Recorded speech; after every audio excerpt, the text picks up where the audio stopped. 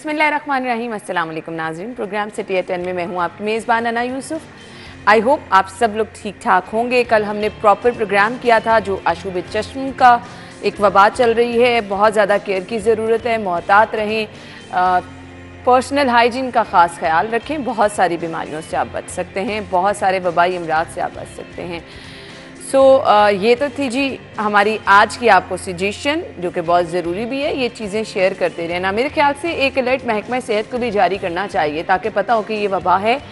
वबाओं की सूरत में ये रिस्पॉन्सिबिलिटी होती है, क्योंकि अब हम हस्पतालों में भी देख रहे हैं खासे मरीज़ आ रहे हैं। आप अपने तौर पर एहतियात कीजिए। जुमे का मुबारक दिन है, आप सब लोगों को जुम्मा मुबारक।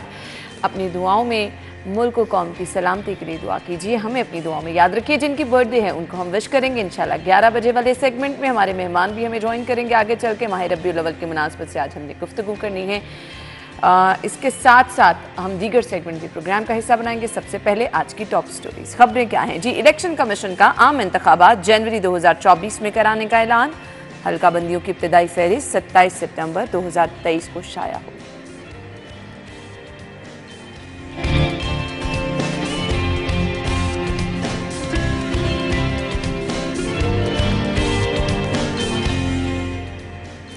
सेफ सिटीज ने 1 साल बाद ई चालानिंग का आगाज कर दिया। खबरदार होशियार, ट्रैफिक कवानीन के खिलाफ वर्जी से बाज रहें।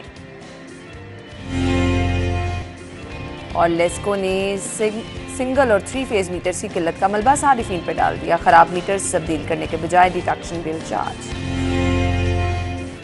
कुछ जगह ऐसी होती है जहाँ से खैर की खबर आपको मुश्किल से मिलती है, तो लेस्को, LDA, यहाँ से तो कभी आपको खैर की खबर आ ही नहीं सकती। इस पे आएंगे। अब ये खैर की खबर है या नहीं, जो हमारी टॉप स्टोरी है कि इलेक्शन कमीशन की जानिब से आम इंतखाबात की तारीख का ऐलान किया गया है।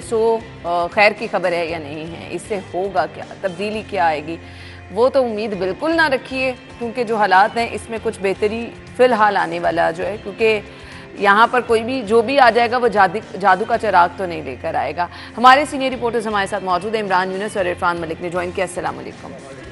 Thank you so much. Imran, आपसे आगाज़ कर लेते हैं। ये खैर की खबर है या नहीं? देखें जी, पहली बात तो ये है कि निगरान सेटअप में ये तो सबको पता है कि तमाम तर सिस्टम जो है उसको ब्रेक लगी होती है, और आपकी जो तरक्की है उसको तो आप समझे कि जो तरक्की का पहिया है वो वक्ती तौर पे रुक जाता है। ये आप छोड़ दें कि निगरान सेटअप वटेवर वो फेडरल सतह पे हो या प्रोविंशियल सतह पर हो, उसके होते हुए तरक्की जो है वो यकीनी है। ये तो आप सिर्फ पंजाब का मुवाज़ना ना कीजिएगा, ये तो हिस्ट्री में पहली दफ़ा हुआ है कि पंजाब का जो निगरान सेटअप है उसने इतनी तंदही के साथ अपनी कारकर्दगी जो है वो इतनी ज़बरदस्त कारकर्दगी दिखाई है कि लोगों को उससे बहुत ज़्यादा रिलीफ मिला है। वटायर वो डेवलपमेंट सेक्टर हो या फिर आप हॉस्पिटल्स देख लें, तालीमी इदारे देख लें, इन चीज़ों को छोड़ें। बात हो रही है यहाँ पर निगरान सेटअप की। निगरान सेटअप के होते हुए मुल्क जो है वो तरक्की कभी नहीं करता। उसके लिए हमेशा ज़रूरत यही होती है कि जब हुकूमत ख़त्म हो तो जल्द अज जल्द नई हुकूमत जो है वो आए, ताकि आपके जो बैनुल-अक़वामी तंजीमें हों या ममालिक हो, उनके साथ जो राब्ते हैं वो तभी बहाल होते हैं जब आपकी कोई परमानेंट गवर्नमेंट जो है वो वहाँ पर मौजूद होती है। लेकिन हमारे पाकिस्तान की बदकिस्मती है कि हमेशा यहाँ पर इलेक्शन डिले जो है वो एक चीज़ को जवाज़ बना के जो है वो किया जाता है, और वो होता है हल्का बंदियाँ। इस बार भी हल्का बंदियों की ही वजह से इलेक्शन जो है वो डिले हुआ। आप 2018 में देख लें और उससे पीछे भी आप देख लें कि 2013 में भी जब ये मामलात हुए थे तब भी यही चीज़ आ रही थी कि जी हल्का बंदियाँ होंगी तो फिर ये सारी चीज़ें जो हैं वो होंगी। जब आपको पता है कि जब इलेक्शन कराने होते हैं या हुकूमतें ख़त्म होने जा रही हैं तो तमाम तर इदारों को, मैं सिर्फ किसी एक इदारे की बात नहीं करता, तमाम तर इदारों को ये सोचना चाहिए कि हल्का बंदियाँ जो हैं वो क़ब्ल वक्त जो है वो कर लेनी चाहिए, ताकि आपके मुल्क की तरक्की का जो पहिया है वो चलता रहे। बहरहाल ये बड़ी अच्छी नवीद है कि अब इलेक्शन कमीशन की जानिब से चारों सूबों के जो चीफ इलेक्शन कमिश्नर हैं उनको मरासला जो है वो जारी कर दिया गया है, और ये कहा गया है कि भाई आप तैयारियां जो है वो अपनी करें। हम जो है वो जनवरी के आखिरी हफ्ते में इलेक्शन जो है वो कराने जा रहे हैं। अच्छा, मुझे ये सिर्फ खबर की हद तक लग रहा है, मुझे अभी भी इम्प्लीमेंट होता है ये नज़र नहीं आ रहा। सही सोच रही है वैसे आप। आई डोंट थिंक सो कि अब कितनी इसमें सदाकत है, उतना आपको एक वाइब्स ऐसी आ रही होती हैं कि ये काम हो जाएगा। फिलहाल नहीं लग रहा है ना। देखिए, इतना नाउमीद होने की ज़रूरत नहीं है। आपने जैसे कहा कि कुछ बेहतर नहीं होने वाला, चीज़ें बेहतरी की जानिब जो हैं वो चल पड़ी हैं। और अच्छी बात यह है कि जैसे हर एक को तज़ब्ज़ुब का शिकार था हर शख्स के इलेक्शन होगा नहीं होगा, इलेक्शन कमीशन डेट देगा नहीं देगा। अब उसकी तरफ से जो इजलास बुलाया गया था उसके अंदर तमाम जो कमिश्नर्स हैं या चीफ सेक्रेटरीज़ हैं तमाम सूबों के, उनको ये जो कहा गया है, ख़त लिखा गया है इलेक्शन कमीशन की जानिब से, जिसमें उन्हें कहा गया है कि तैयारियाँ वो भी कर लें। देखें, आपकी बात ठीक है कि नहीं लगता, क्योंकि वो इस वजह से नहीं लगता कि पहले भी इलेक्शन कमीशन की जानिब से जब निगरान सेटअप बनाया गया था पंजाब में, तो उसके बाद एक मरासला लिखा गया था जिस पे पुलिस की जानिब से या फ़ौज की जानिब से या अदलिया की जानिब से ये कहा गया था कि क्योंकि कुछ ऑपरेशन चल रहे हैं और कुछ हालात ऐसे हैं वो अपनी सिक्योरिटी अभी नहीं दे सकते। तो ये बात बिल्कुल ठीक है कि लोगों को अभी भी खदशात लाहक हैं, लेकिन अच्छी चीज़ ये है कि आप जमहूरी अमल की तरफ जो है वो जा रहे हैं और जमहूरी अमल ही जो है वो मुल्क की तरक्की का ज़ामिन होता है।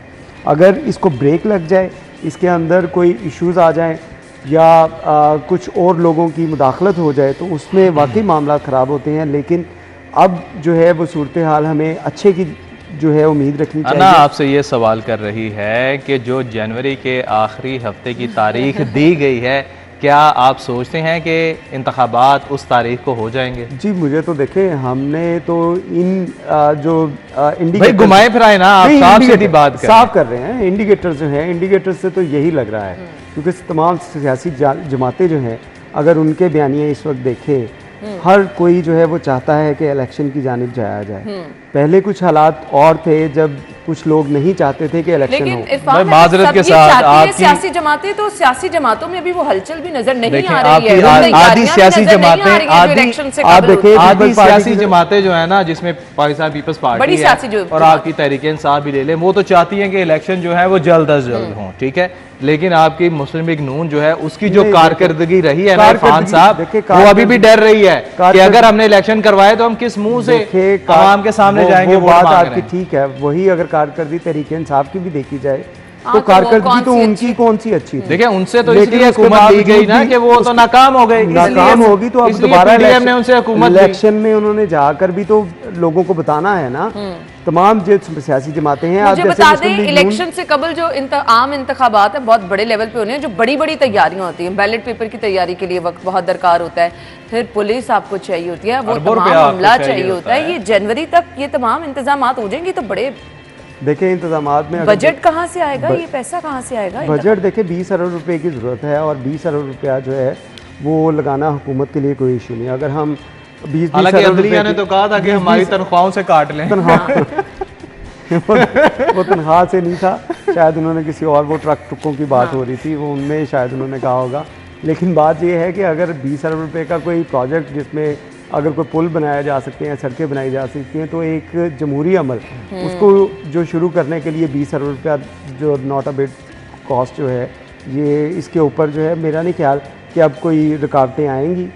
इलेक्शन कमीशन की तरफ से जो लेटर लिखा गया है, इसका मकसद ही ये है कि आप तमाम लोग जो आपको टाइम फ्रेम दिया गया है, जिसमें हल्का बंदियाँ जो है 30 सितंबर को उसकी लास्ट जो फाइनल लिस्ट होगी वो वेज़ा कर दी जाएगी, क्योंकि 27 का टाइम दिया गया है। 3 दिन एतराज़ात के होंगे, 3 दिन एतराज़ात के बाद हल्का बंदियों वाला प्रोसेस क्या बहुत पेचीदा होता है? बिल्कुल बिल्कुल अना, देखिए इसमें बहुत बड़ा इशू होता है कि आप एक एरिया जो आपका हल्का है किसी MNA का, किसी MPA का, वो हल्का जब आप डिवाइड कर दें उस हल्के में जिसमें उसने वर्किंग की हो, तो उसको पता चले कि मैं जिस एरिया में वर्किंग कर रहा था ये तो मेरी हल्के में आ ही नहीं रहा, तो उसके लिए ये इश्यूज जो हैं ये होते थे। और इसी के लिए आपने देखा होगा कि जब इंतखाबात थे, जो बल्दियाती इंतखाबात, उनकी अनाउंसमेंट की गई थी, तो तब भी ये बहुत बड़ा इशू बना था, क्योंकि हल्का बंदियों को कोर्ट में चैलेंज किया गया था।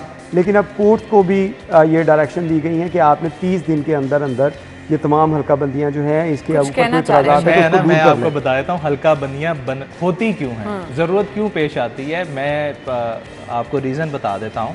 इरफान ने तो बड़ा ब्रीफली बताया, मैं भी थोड़ा कुछ उसमें ऐड कर देता हूँ। हल्का बंदियां जो है ना, हमेशा जो भी गवर्नमेंट मौजूद होती है ना, वो आइंदा इंतखाबात के लिए हल्का बंदियां जो है वो करती है, प्लान करती है और उन हल्का बंदियों पे इलेक्शन कराना चाहती है। लेकिन वो हल्का बंदियां हमेशा दूसरी सियासी जमात की वजह से अदालत में चैलेंज हो जाती है। होता क्या है कि जो अरकान असम्बली होते हैं, वुज़रा होते हैं, वो देखते हैं कि मैं किस हल्के में स्ट्रॉन्ग हूँ, किस हल्के में स्ट्रॉन्ग हूँ, कहाँ पर मुझे वोट जो है वो ज़्यादा मिल सकते हैं। वो एक ग्राफ बनाते हैं, हल्का बनाते हैं पूरा, और उसमें रद्दोबदल भी करते हैं। कभी इधर के वोट उधर, कभी उधर के वोट इधर जो है वो इसीलिए डाले जाते हैं। इसी वजह से ये हल्का बंदियां जो है वो चैलेंज होती हैं। हमारे यहाँ पर काम जो है वो मेरे ख्याल से ये जो हल्का बंदियों का काम है ना, ये सिर्फ इलेक्शन कमीशन के पास ही होना चाहिए और ये उसकी सवाबदीद होनी चाहिए या अदलिया की होनी चाहिए। इसमें मेरे ख्याल के मुताबिक सियासी जमातों का कोई रोल जो है वो इसमें नहीं होना चाहिए। हाँ, मंजूरी जो है वो तो ऑब्वियसली आपको जो है वो जहाँ से मिलनी है वो तो पार्लियामेंट से आपने लेनी ही लेनी है, लेकिन ये इलेक्शन कमीशन का काम होना चाहिए कि वो ही हल्का बंदियाँ करें और एक ही बार करें। इस तरह मत करें। देखें, आपके इलाके जो है वो फैलते हैं या आबादी फैलती है, वो हर साल या 2 साल या 3 साल बाद या 4 साल बाद इतनी नहीं फैलती कि आपको नए सिरे से हल्का बंदियां जो है वो कराना पड़ती हैं। इन नई हल्का बंदियों की वजह से आपका नुकसान जो है वो बहुत ज्यादा होता है। क्यों? आपका इलेक्शन प्रोसेस जो है वो डिले होता है, आपकी जो लॉजिस्टिक स्पोर्ट्स वगैरह है वो सारी बढ़ती हैं। क्यों? क्योंकि एक हल्का जो है वो डबल हो जाएगा, तो फिर उसके लिए तमाम तर इंतजाम जो है वो जिला इंतजामिया को डबल ट्रिपल करने पड़ते हैं। लेकिन उसमें एक और चीज़ भी है कि हल्का बंदियाँ क्यों ज़रूरी हैं। जब भी आप सेंसस करेंगे, सेंसस में अगर पॉपुलेशन का जो हिसाब रखना है उसके बाद आपने हल्का बंदियाँ करनी है। ये नहीं होना कि एक हल्के के अंदर आपको पता चले कि तमाम, देखिए हल्का ये होती किस वजह से हैं। सेंसस होगा, सेंसस के अंदर लोगों का शुमार किया जाएगा, कितनी पब्लिक है, उसके अंदर क्या फैसिलिटीज़ हैं, क्या चीज़ें उनको दी जा रही हैं, क्या उनको ज़रूरत है, उसके बाद जाके हल्का बंदियाँ की जाती हैं। जिस तरह पूरी दुनिया के अंदर तमाम जो एक इलाका होता है उसको डिवाइड किया जाता है छोटे छोटे यूनिट्स के अंदर। ये हल्का बंदियाँ भी वैसे ही एक यूनिट है। जो यूनिट क्रिएट किए जाते हैं, यूनिट बनाए जाते हैं, इसके ऊपर एतराज़ात, सियासी जमातों के एतराज़ात इसलिए भी वैलिड होते हैं क्योंकि उन्होंने उस एरिया के अंदर वर्किंग की होती है, उनके अपने वोट्स होते हैं। वो बात ठीक है कि ये इख्तियारात जो है वो इलेक्शन कमीशन के पास होने चाहिए। इलेक्शन कमीशन के पास इख्तियारात होते हैं तो उसके बाद ही हल्का बंदियों के ऊपर एतराज़ात लगते हैं। जो कोर्ट हमारे पास मौजूद है, कोर्ट को फौरी डिसीजन लेना जो है, अगर फौरी डिसीजन ले लिया जाए तो जिसमें डिले होता है, जैसे बल्दियाती इंतखाबात आपने देखा होगा 2018 के बाद से हमने देखे ही ख्वाब ही हो गए, जिसके कोर्ट ने ऑर्डर भी किए कि आपने ये डेट है, इसके ऊपर करना है, इस माह में करना है, कितनी डेट्स दी गई लेकिन नहीं हो सके। अगर कोर्ट्स की जानिब से ये हल्का बंदियाँ जिसके ऊपर अगर कोई एतराज़ात हैं, कोर्ट में लोग गए हैं, इसको फौरी तौर पे जो सॉर्ट आउट कर लिया जाए तो मैं समझता हूँ ये इश्यूज़ जो है वो ना ही पैदा हों। चलिए जी, अब तो ऐलान कर दिया गया, आप देखें आगे तैयारियां किस तरह से की जाती हैं और ये ऊंट किस करवट बैठता है। ब्रेक होगी, ब्रेक के बाद अगली खबर। स्टे विद अस।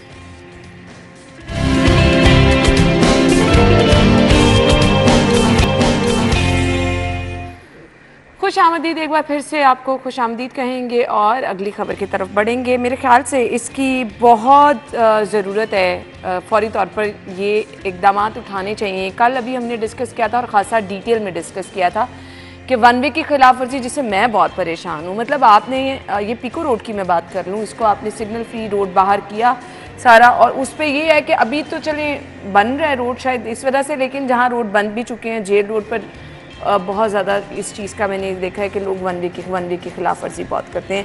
अच्छा जी, अब ये है कि सेफ सिटीज़ 1 साल बाद ई चालानी का आगाज़ कर दिया गया है और ट्रैफिक कवानीन की खिलाफ वर्जी पर अब ई चालान होंगे। इरफान, ये दोबारा से वही चीज़ें रिपीट होंगी? जी बिल्कुल आना, इसके ऊपर जो है IG पंजाब की जानिब से काफ़ी वर्किंग की गई और काफ़ी उन्होंने इसका बैकअप किया कि इसको जो है वो एक्टिव किया जाए, क्योंकि लाहौर की सिक्योरिटी, उसके अंदर सेफ सिटी का एक बहुत कलीदी किरदार है।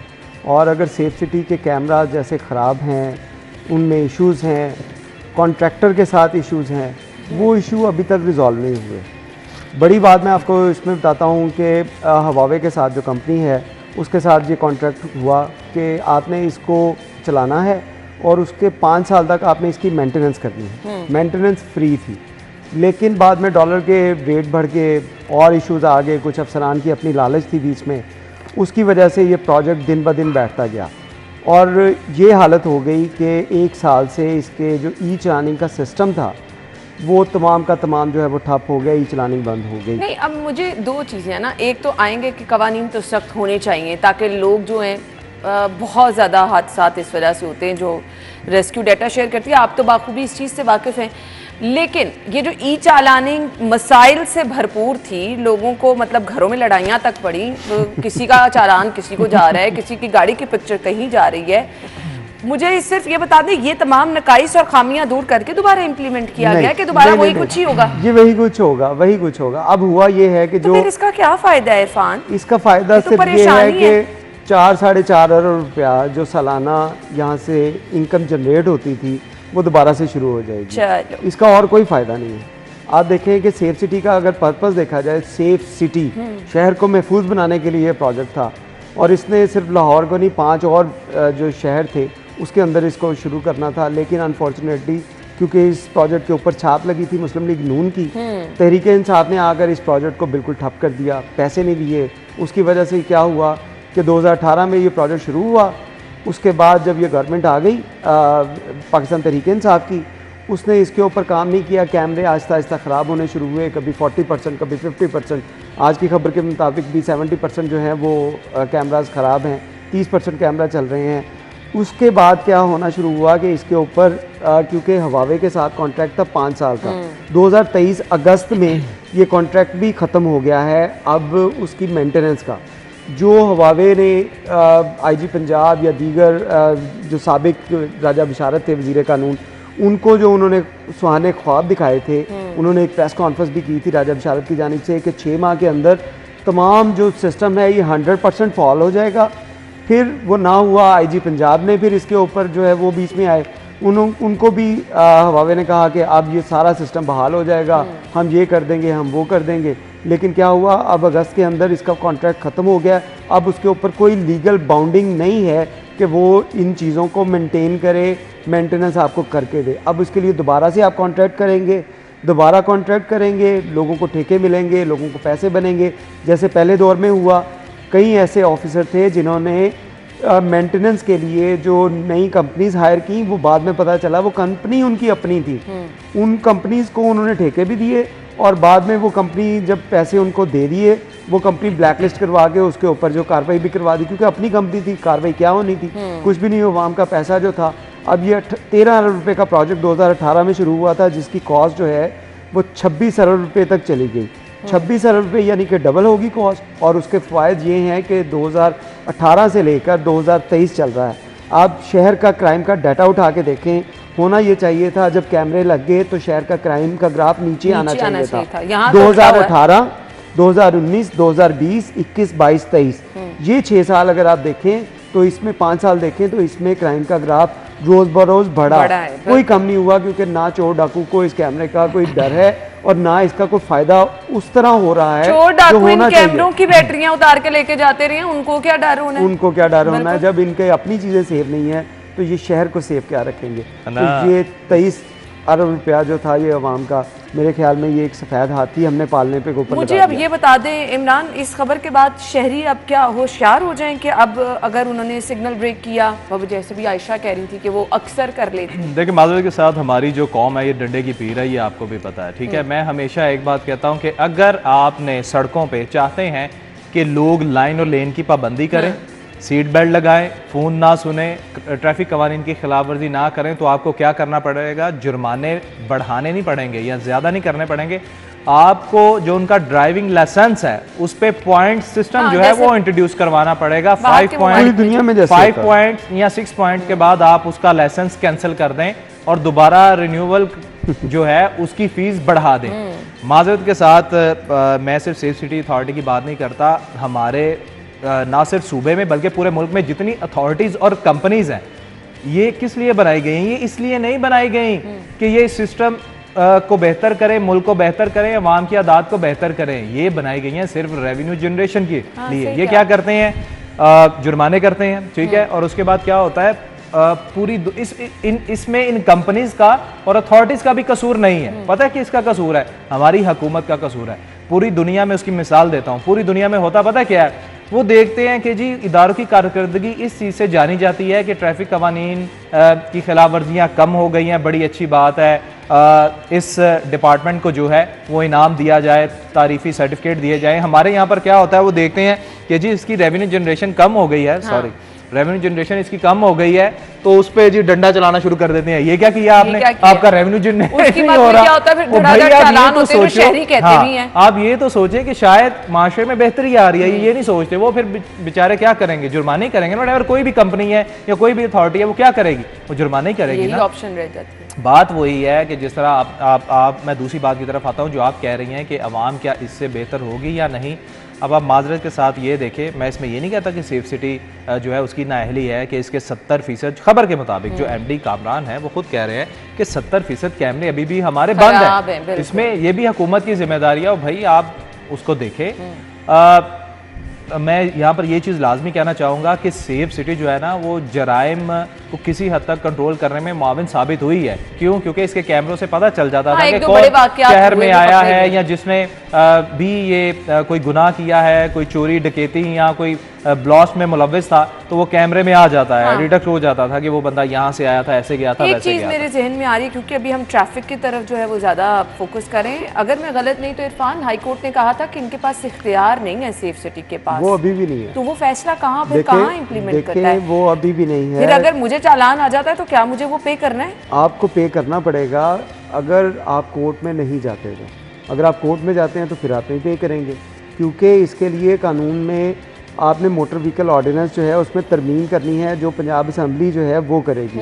अब आपके पास असम्बली नहीं है, उसके लिए 2018 से ही ये एक जो इसका असम्बली तैयार करके असम्बली में भिजवाई गई थी, असम्बली ने कानून साजी की नहीं, और उसके बाद क्योंकि कानून साजी नहीं हुई और ये इलीगल जो है वो चालान होते रहे, कोर्ट में लोग गए, कोर्ट ने एक ऑर्डर कर दिया नहीं आप चालान करें और 2000 रुपये का चालान करें। अब सिर्फ कोर्ट के ऑर्डर के ऊपर ये चालान हो रहे हैं और इसमें कोई आप कहें कि कहीं किसी जगह के ऊपर कानून मौजूद है, मोटर व्हीकल ऑर्डिनेंस के अंदर कोई तरमीम की गई है, वो नहीं है। ये सारी चीज़ें जो हैं ये एक बस जोर के साथ हो रही हैं कि कोर्ट ने ऑर्डर किए हैं उसके ऊपर किया जा रहा है। दूसरी बात ये है कि सेफ सिटी का पर्पस जो था वो और एस्पेक्ट थे उसके। हाँ, आप उसको चालान की तरफ उसको चालान जो था ई चालानिंग और ट्रैफिक मैनेजमेंट, शहर को महफूज बनाना था, शहरियों को तहफ्फुज़ फराहम करना था। ट्रैफिक मैनेजमेंट एक इसका छोटा सा पार्ट था जिसको आपने जिसको मेन बना लिया, क्योंकि यहाँ से रेवेन्यू जनरेट हो रहा था। आपने गवर्नमेंट को भी दिखाना था कि हम बड़ा काम कर रहे हैं, हम इतने हज़ार चालान कर दिए, हमने इतने लाख चालान कर दिए। ये चीज़ें अपनी उस नाकामियों को छुपाने के लिए सामने लाई गई कि जो कैमरे आपके ख़राब हैं, जो आपके सॉफ्टवेयर नहीं चल रहे थे, जो आपकी मेंटेनेंस नहीं हो रही थी, वो सारी खामियां छुपाने के लिए इस तरफ जो है वो तमाम का जो रुजू कर दिया गया। अब भी आप देखिए कोई बड़ा इवेंट होता है तो उसमें हम क्या करते हैं कि सिटी डिस्ट्रिक्ट गवर्नमेंट से कहते हैं कि आप अपने कैमरे लगा दें, प्राइवेट कैमरा जो है हम इंस्टॉल कर देते हैं। अब भी कैंट का जो एरिया है उसमें 18 लाख जो प्राइवेट लोगों के कैमराज हैं उनको आपने सेफ सिटी के साथ इल्हाक किया है। गवर्नमेंट ने अपना कैमरा कोई नहीं लगाया। अच्छा। वो तमाम कैमरे जो प्राइवेट कैमरेज थे उनके उनकी फीड जो है वो अब सेफ सिटी में देखी जा सकती है। लेकिन सेफ सिटी अब इस तरह बन गया है कि जिस तरह एक कोई पान शॉप के ऊपर जो है वो कैमरा लगा हो, उसका अगर वहाँ से कोई पान उठा के ले गया तो वो रिवाइंड करके देख लेगा अच्छा मेरा पान कौन उठा के ले गया। ये पर्पज़ नहीं था इसका पर्पस था वो जो एक इम्पैक्ट आता है, इतनी बड़ी शानदार वॉल और पता नहीं क्या हो रहा है। पर्पस ये था, एक टेक्नोलॉजी आपको दी जा रही थी, टेक्नोलॉजी आप उसको ले रहे थे, वो टेक्नोलॉजी जिसने किसी जगह के ऊपर पैनिक क्रिएट हो रहा है तो जो वो 8000 कैमरे थे उन कैमरों में से जिस कैमरे में वो वहाँ पे पैनिक हो रहा है उसको उसने उस बड़ी स्क्रीन लगाने का पर्पस ये था कि उसके ऊपर पॉपअप कर देना है ताकि तमाम इदारे जो वहाँ पे बैठे हैं उनको पता चले कि यहाँ पे कुछ होने वाला है, यहाँ पे लोग इकट्ठे हो रहे हैं, यहाँ पे शोर हो रहा है, किसी ने वेपन निकाला है। आपके पास फेशियल रिकॉग्निशन सिस्टम था कि एक बंदा अगर वारदात करके यहाँ से जा रहा है तो आप उसको ट्रेस कर सकते थे कि वो शहर में किस जगह पे पहुंचा और इस वक्त वो कहाँ पे है। ये सारी चीज़ें खामियां जब वो पूरी ना कर पाए तो उसके बाद उन्होंने कहा हम चालान करेंगे, हम 3 अरब रुपये, हम कुछ तो 5 अरब रुपये, हाँ हम कुछ तो कर रहे हैं। जो एक छोटा सा एस्पेक्ट था इसको उन्होंने मेन बना लिया और जो मेन उनके एस्पेक्ट थे वो जीरो हो गए। खैर ये तमाम खामियां नकाइस एक तरफ, क्योंकि ये तो हल नहीं होने वाले हैं। वो फिर जहाँ पे टैग लग जाता है ना कि ये फलां गवर्नमेंट का मंसूबा था, फिर उसको दूसरी गवर्नमेंट्स आके नीचे करती हैं, ये एक रिवायत है। लेकिन वो काम जो कि सेफ सिटी का था वो कहीं नजर नहीं आया और चालान वाला सिस्टम एक बार फिर से शुरू होने जा रहा है। चालान इनका राइट है नहीं है, दोबारा आएंगे आपके घरों में, आपने पे करने नहीं करने। मैं आपसे रिक्वेस्ट ये करूंगी ट्रैफिक कवानीन की पाबंदी करें, वन वे की खिलाफ वर्जी मत करें। रोड पे अगर आप हैं तो आप ये सोचें कि आप अगर पाबंदी कर रहे हैं ट्रैफिक कवानीन की, वो आपकी जान का तहफ़्फ़ुज़ है, दूसरे रोड यूजर्स की जान का तहफ़्फ़ुज़ है। जिम्मेदार शहरी बने तो ये नौबत ही नहीं आएगी कि आपको चालान पे करने पड़े। ब्रेक होगी, ब्रेक के बाद ज्वाइन करेंगे स्टे विद अस।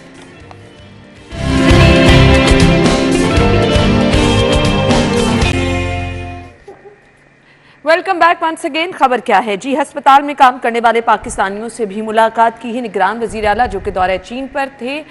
उन्होंने जहां पर चीन में दीगर मसरूफियात की, वहां पर वहां के अस्पताल निंशा अस्पताल जनरल हॉस्पिटल जिसका दौरा भी किया। मैं हॉस्पिटल अभी कुछ देर पहले देख रही थी, मैं हैरान भी हुई, परेशान भी हुई कि ये सरकारी अच्छी चीज़ है। आप कंपैरिजन कर सकते हैं, आप चीज़ें सीख सकते हैं। आपने जो वहाँ पर देखा यहाँ आके आप इम्प्लीमेंट करने की कोशिश कर सकते हैं। इमरान, पहली बात तो ये है कि जो आपके पंजाब के हेल्थ अफसरान हैं वो हर जगह बैठ के ये बात करते हैं कि ये वज़ीर आला सैयद मोहसिन रज़ा नकवी कुछ अर्सा और रहे ना, ये तो हमारी जान ले जाएंगे। ये उनकी वर्डिंग्स है लिटरली, और ये मैंने खुद अपने कानों से सुनी है और मुझे इस पे हंसी आती है। वो बात मैंने तो वहाँ पर ये भी बात की, मैंने कहा जी वो क्या कहते हैं, वो आपको सिर्फ यही कहते हैं ना कि जो आपकी जिम्मेदारियां हैं आप वो पूरी करें ताकि वज़ीर आला को हॉस्पिटल के दौरे करने ना पड़े। आपके सेक्रेटरीज तो वैसे ही नहीं दौरे करते ना। तो मैंने कहा वज़ीर आला अगर दौरे करते हैं किस लिए करते हैं कि हालात जो हैं, जो आपके काम है वो तो करें ना। मतलब बात यह है अगर किसी की 8 घंटे ड्यूटी है, वो अगर 6 घंटे या 6.5 घंटे ड्यूटी कर रहा है या अपने इन 6, 6.5 या 8 घंटे में भी अपना काम नहीं कर रहा, तो किसी ने तो उसको पूछना है ना। तो वज़ीर आला ने यही किया। अब क्या है, ये बड़ी अच्छी बात है कि हम तो खुद हैरान हुए हैं कि आप गए किसी और काम के लिए थे, लेकिन वहां पर आप उनकी वो चीजें देख रहे हैं जिनमें उन्होंने तरक्की हासिल की। आप उनसे सीख रहे हैं, देख रहे हैं कि उन्होंने तरक्की कैसे हासिल की और इनका ये कामयाब सेटअप जो है वो यहाँ पर आके वो चीजें ये कैसे मुंतकिल किया जा सकता है। आप ये देखें ना, कल का जो वज़ीर आला पंजाब के वहाँ पर चाइना के हॉस्पिटल में जो विजिट थे, उन्होंने देखे उनके स्टोर रूम चेक किए हैं, उनके इमरजेंसी वार्ड चेक किए हैं, वेटिंग एरिया चेक किए हैं, कैंटीन चेक किए हैं, और कैसे आप पेशेंट को रिसीव करते हैं, कितना टाइम करते हैं, इमरजेंसी देखी है, आउटडोर फैसिलिटीज़ देखी हैं। जो वहाँ पर चाइना जो है, आपको पता है कि वो ऐसा मुल्क है कि हर चीज़ में आ गया, और वो तो अमेरिका जैसे मुल्क को उसने पीछे छोड़ दी है तमाम। बल्कि अमेरिका में भी उसी चाइना की जो चीज़ें हैं उन जो उनका तरीक़ेकार है, सिस्टम है, उसकी इम्प्लीमेंटेशन वहाँ पर भी होती है। और इसकी आला मिसाल हमने कोविड के दिनों में देखी है कि उन्होंने कैसे हॉस्पिटल एकदम से खड़े करके वहाँ पे इलाज मुआवजा शुरू किया। इरफान, अना देखें, इसमें मैं आपको एक हिस्ट्री की बात बताना चाहता हूँ कि 1822 के अंदर जब रोम का एक बहुत बड़ा बहरी बेड़ा जापान के करीब पहुँचा, तो जापान के लोग उस वक्त क्योंकि बड़े जो तरक्की पजीर ममालिक में शामिल थे, उन लोगों ने देखा कि इतना बड़ा ये फ्लोटिंग आयरलैंड उसका नाम दिया उन्होंने, और उन्होंने बड़े उन जो रोम के लोग आए थे उनकी बड़ी उन्होंने आवभगत की और उनसे पूछा ये आपने कैसे तैयार किया। तो उन्होंने बताया कि हमारी यूनिवर्सिटीज़ में ये पढ़ाया जाता है। तो उसके बाद जापान ने अपने जो अच्छे ब्रिलियंट स्टूडेंट थे उस बहरी बेड़े में रवाना किए ताकि वहाँ पे जाके पढ़ना शुरू करें, ये चीज़ें सीख के आएँ और हम यहाँ पे इम्प्लीमेंट करें। उसके बाद जापान की वो मेंटालिटी कि तो हम वहाँ से सीख कर उसको इम्प्लीमेंट करें, और सीख भी सकते हैं हम अपने जो स्टूडेंट्स हैं उनको भेज सकते हैं ताकि ये चीज़ें ट्रांसफ़र हों यहाँ पे। वही आपने जो एग्ज़ाम्पल दी एक बहुत बड़ी एग्ज़ाम्पल है कि अगर कोविड के दिनों में चाइना के अंदर जहाँ से शुरू हुआ जिसको कहा जाता है, उसके बाद किस तरह उन्होंने काम किया और यही पूरी दुनिया के ऊपर इम्प्लीमेंट किया गया और उसके बाद इस वबा के ऊपर काबू तकरीबन पा लिया गया। तो इसमें भी अगर वज़ीर आला पंजाब वहाँ पे विज़िट कर रहे हैं, वहाँ पे जाकर उनके हॉस्पिटल्स देखते हैं, म्यूनसिपल देख रहे हैं, बाकी चीज़ें देख रहे हैं, तो इनको अगर यहाँ पे इम्प्लीमेंट कर लिया जाए, 100% ना कर पाएँ, 10%, 20% जो भी कर पाएँ, कुछ चीज़ें बेहतर होंगी, ना होने से बेहतर होंगी। देखिए हमारा अभी तक जो निज़ाम है उसमें हमने रद्दोबदल नहीं किया, क्योंकि जो हमारी असम्बलियाँ थी वो रद्दोबदल करना नहीं चाहती थी। लेकिन अब अगर कुछ इसमें बेहतरी लाई जा रही है तो ये मैं समझता हूँ बहुत अच्छी चीज़ है कि आप वहाँ से चीज़ें लेकर यहाँ पे कुछ 10-20% अभी अगर उसका इम्प्लीमेंट आपने कर लिया तो ये बहुत बड़ा एक जो है वो ब्रेक थ्रू होगा, राहें खुलेंगी, लोगों को पता होगा कि हम इन चीज़ों को कैसे बेहतर कर सकते हैं। हम दुआ गो हैं और गुड लक भी कहना चाहेंगे। ये चीज़ें अगर यहाँ पे इम्प्लीमेंट हो जाती हैं तो अल्टीमेटली यहाँ के अवाम को फ़ायदा हो, बेहतरी की तरफ जाना शुरू होगा। बहुत बहुत शुक्रिया आप लोगों के वक्त के लिए। नाज़रीन, ब्रेक और हेडलाइंस के बाद आपको ज्वाइन करेंगे, स्टे विद अस।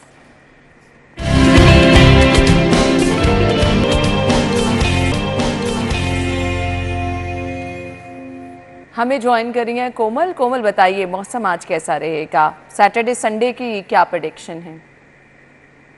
जी बिल्कुल अना, लाहौर शहर के मौसम के हवाले से बात की जाए तो मौसम गर्म और खुश्क है। इस दफ़ा गर्मी जो है वो शहर लाहौर के बासियों को खूब सता रही है। एक पल के लिए महसूस होता है कि मौसम कुछ बेहतर है और अब बेहतरी की जानिब जाएगा, लेकिन थोड़े ही वक्त में जो है वो सूरज अपना जोबन दिखाता है और गर्मी एक बार फिर लाहौर शहर के बासियों पर अपना जो है वो कहर बरसाना शुरू कर दे दिया है। आज भी शहर में अच्छी खासी गर्मी का एहसास हो रहा है और शहर लाहौर के बासी थोड़े से उनके चेहरे भी मुरझाए हुए और गर्मी से निढाल भी नज़र आ रहे हैं, क्योंकि कल जो था वो मौसम कदरे बेहतर था और इससे पहले मौसम 2 दिन काफ़ी ज़्यादा खुशगवार और ठंडा रहा। तो महसूस यही किया जा रहा था कि अब जो है वो फाइनली गर्मी से जो है वो लाहौर वासियों की जान छूट गई, लेकिन ऐसा कुछ भी नहीं हुआ। आज फिर जो है वो गर्मी ने लाहौर शहर पर अपना राज दिखाना शुरू किया और हवाओं का सिलसिला जो है वो आहिस्ता से चल रहा है और सबके औकात में ये हवाएं कुछ बेहतरी का जो थी वो बता रही थी, लेकिन अब जो है वो गर्मी महसूस की जा रही है। टेम्परेचर के हवाले से बात करें तो मौजूदा दर्जा हरारत जो है 32 डिग्री सेंटीग्रेड रिकॉर्ड किया जा रहा है। आइंदा 24 घंटों के दौरान कम से कम दर्जा हरारत 23 रहेगा, ज़्यादा से ज़्यादा 33 डिग्री तक जाएगा और लाहौर में 5% बारिश के इम्कान भी मौजूद हैं, ऐसा बताया जा रहा है। शहरी लाहौर के बासियों को एहतियात बरतने के हवाले से ताकीद की जा रही है, क्योंकि जैसे मौसम थोड़ा सा तब्दील होता है तो बहुत सी वबाएँ, बहुत सी बीमारियाँ जो हैं वो भी सामने आती हैं, जैसे कि आजकल जो है वो जो गुलाबी आंख वाली बीमारी ख़ास तौर पर नज़र आ रही है, महसूस की जा रही है और केसेस में भी इजाफा देखा जा रहा है। तो लाहौर शहर के बासियों को एहतियात बरतने के हवाले से ताकीद की जा रही है, क्योंकि ये एक इन्फेक्शन डाइसीज़ है और ये एक शख्स से दूसरे शख्स में बहुत जल्दी मुंतकिल हो रही है। तो इसके लिए जो है लाहौर के बासी बहुत ज़्यादा जो है वो अपना एहतियात करें। इस हवाले से भी शहरियों को एहतियात ठीक है। थैंक यू कोमल, आपने हमें वेदर अपडेट बताई और ये जो वबा है इससे रिलेटेड भी आपने बात की है। Thank you so much. हमारी और आपकी मुलाकात होगी कल सेम टाइम पर। इजाज़त दीजिए, अल्लाह हाफ़िज़।